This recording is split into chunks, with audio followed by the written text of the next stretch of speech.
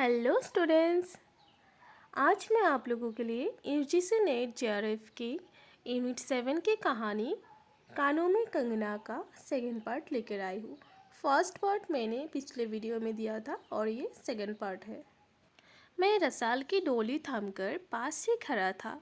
वो बालों को हटाकर कंगन दिखाने की भंगी प्राणों में रह रह कर उठती थी। जब माखन चुराने वाले ने गोपियों के सर के मटके को तोड़कर उनके भीतर कीले को तोड़ डाला, या नूरजहां ने आंचल से कबूतरों को उड़ाकर शाहजहां के कठोर हृदय की धज्जियां उड़ा दी, फिर नदी के किनारे बसंत बल्लभ रसाल पल्लवों की छाया में बैठी किसी अपरूप बालिका की ये सरल स्निग्ध भंगिमा एक मानव अंतर पर क्यों न दौड़े।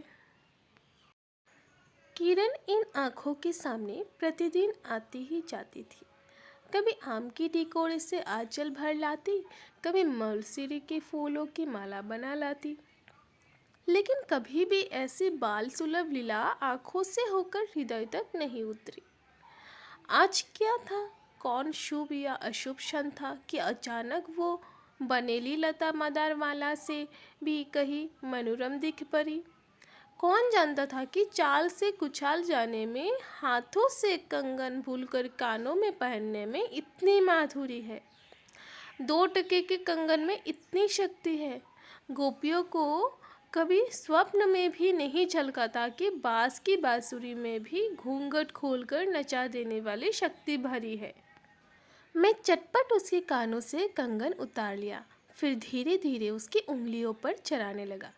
न जाने उस घड़ी कैसी खलबली थी। मुंह से अचानक निकल आया, किरण, आज की ये घटना मुझे मरते दम तक ना भूलेगी। ये भीतर तक बैठ गई। उसकी बड़ी बड़ी आंखें और भी बड़ी हो गई। मुझे चोट सी लगी। मैं तत्क्षण योगेश्वर की कोठी की तरफ चल दिया। प्राण भी उसी समय नहीं चल दिए। यही विस्मय था। एक दिन था कि इसी दुनिया में दुनिया से दूर रहकर लोग दूसरी दुनिया का सुख उठाते थे। हरिचंदन के पल्लवों की छाया भूलोक पर कहाँ मिलने, लेकिन किसी समय हमारे यहाँ भी ऐसे वन थे जिनके वृक्षों के साये में घरे गांव निवारने की स्वर्ग से देवता भी उतर आते थे।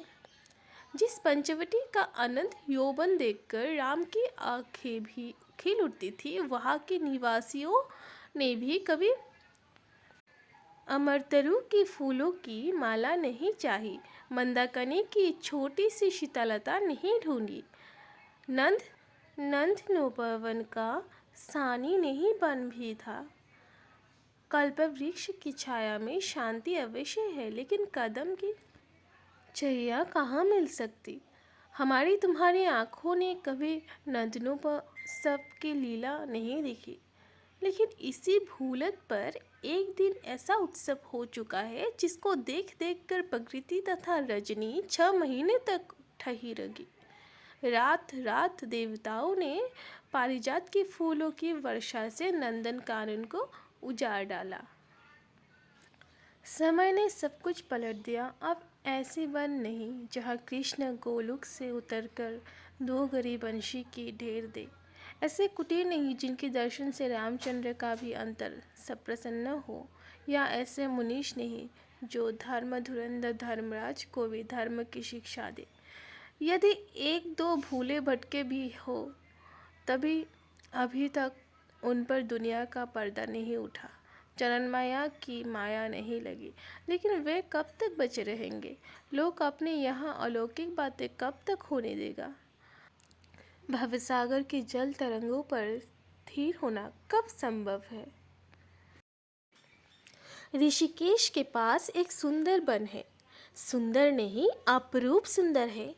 वो प्रमुदवन के विलास निकुंज जैसा सुंदर नहीं, वरन चित्रकूट या पंचवटी की महिमा से मंडित है।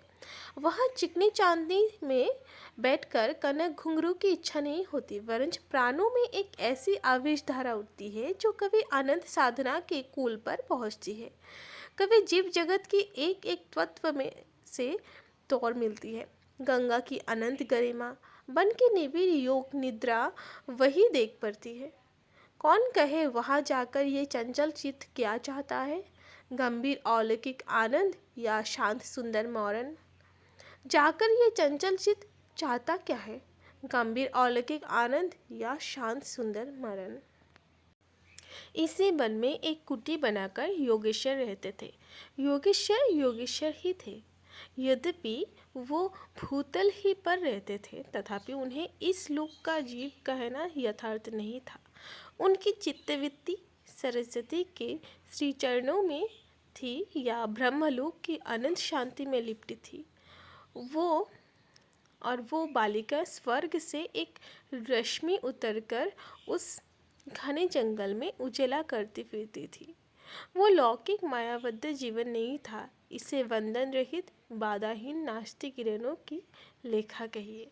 मानो निर्मुक्त चंचल मलय वायु फूल फूल पर डाली डाली पर ढोलती फिरती हो, या कोई मूर्तिमान अमर संगीत वे रोक टोक हवा पर या जल की तरंग भंग पर नाच रहा हो। मैं ही वहाँ इस लोक का प्रतिनिधि था। मैं ही उन्हें उनकी अलौकिक स्थिति से इस जटिल मर्त राज्य में खींच लाता था। कुछ साल से मैं योगेश्वर के यहाँ आता जाता था। पिता की आज्ञा थी कि उनके यहाँ जाकर अपने धर्म के सब ग्रंथ पढ़ डालो। योगेश्वर और बाबा लड़कपन के साथी थे, इसलिए उनकी मुझ पर इतनी दया थी। किरण उनकी लड़की थी।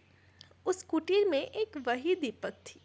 जिस दिन की घटना में लिख आया हूँ, उसी दिन सवेरे मेरी अध्ययन की पूर्णाहुति थी और बाबा के कहने पर एक जोड़ा पीताम्बर, 5 स्वर्ण मुद्राएं तथा किरण के लिए 2 कंगन आचार्य के निकट से लाया था। योगेश्वर ने सब लौटा दिए, केवल कंगन को किरण उठा ले गई। वो क्या समझकर चुप रह गई। समय का अद्भुत चक्र है। जिस दिन मैंने धर्म ग्रंथ में मुंह मोड़ा, उसी दिन कामदेव ने वहां जाकर उनकी किताब का पहला सफ़ा उल्टा।